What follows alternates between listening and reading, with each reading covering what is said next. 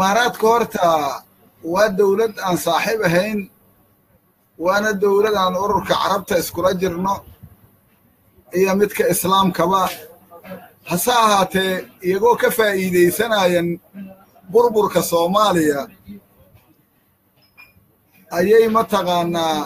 Soomaaliya marka istiraatiiji iyaga ay ku danaysanayaan ayay la yimaadeen inkastoo dadka Soomaaliyeedna ay marmarka qaarkood ay caawinayeen oo hadee dib kaliya ma ahayna dheef barteedna waa laga helayay oo ummadda Soomaaliyeed dad badan oo ay mar walba gacana laga helayay hase ahaatee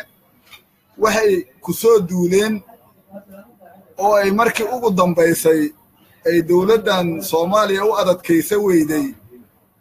faragelintii qawneed ee ay dekada berbera ay mataqaanaa heshiiska ayna dawladda federaalka ayna ka warhayn ay la gashay taasoo markaas haddana dawladda Etoobiyana ay ku soo dartay marka waxay noqdeen markii la fiiriyey meel ayna ka jirin nidaamka dawliga maxaa yeelay haddii ay laba dawladeed wada hadlaayaan waa la yaqaan laakiin waxay noqdeen wax uun kaliya qof walbow dhinacaaga ka gooso ayay u ekaatay taasna dawladda Soomaaliya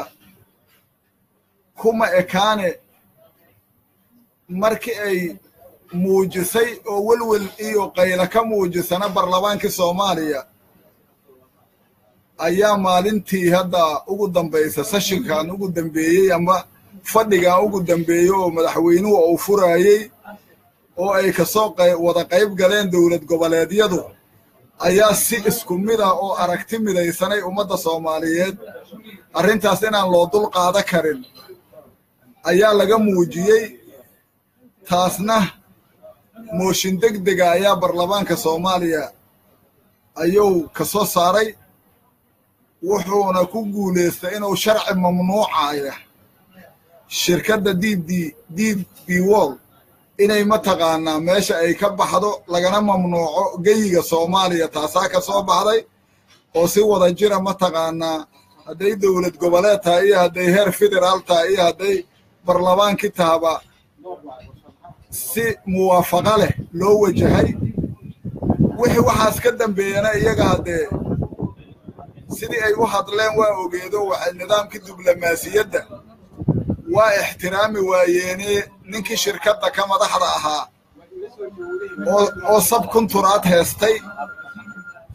oo sabkunturaad ka heestay ninka dhaxalka hadda ku fadhiya shirkadiisa waxay iyaguna markaasi siday rabeenay u hadleen haddii shirkadda kaliya mataqaanaa ay dawladda Soomaaliya la hadashay ama ay ka mamnuucday dawladda Imaaraadka xiriirkeeda iyo dawladda Soomaaliya markaasi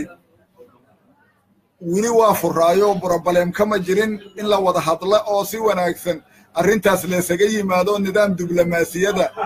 ay dawladda Imaaraadku la timaaday heeda cirkay ku tashay waxay rabtay samaysay meelihii ay dalka Soomaaliya ka fadhidana way isaga insaxaabto idaa iskeed uga guurtay idoon cid naga baxayna dheh marka taas waxay u muuqata marka inay wax isbiday dawladda Soomaaliya ay madax gaabsatay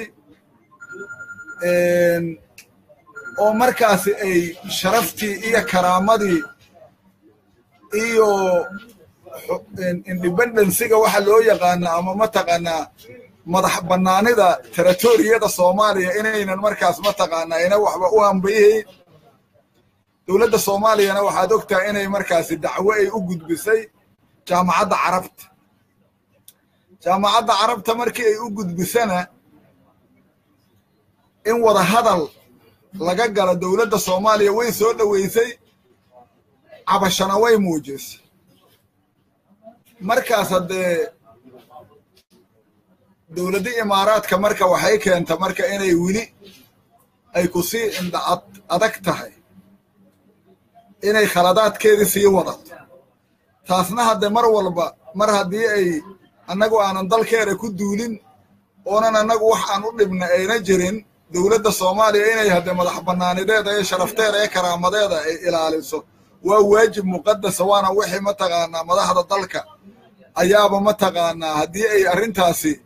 ay tilaabta ku habboon ka qaadi waayaan iyagaa xil ku wey kara sidaa darteed marka shacabka Soomaaliyeed